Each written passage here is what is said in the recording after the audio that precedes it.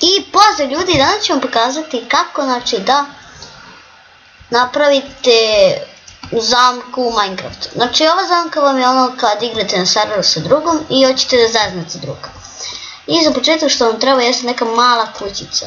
Mislim, ne mora bude ogromna, nekakva mala, kako vi hoćete. Ovako nešto može 100%.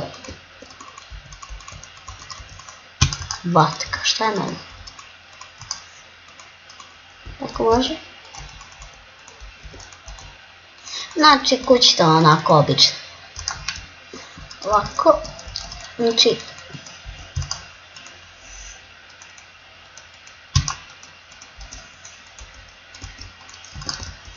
ok, a još jednom da proširim ovdje.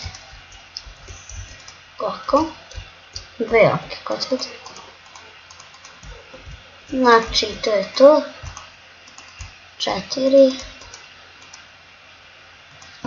Tako. Ovako.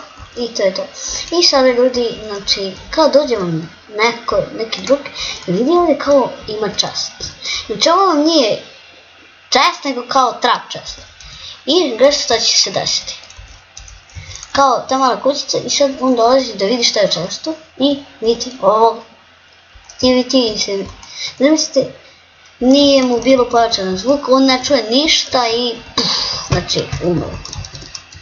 I znači ljudi, to je bilo to što se tiče ove epizode. Nadam se da ste uživali i vidimo se u sljedećoj epizodi. Ćao!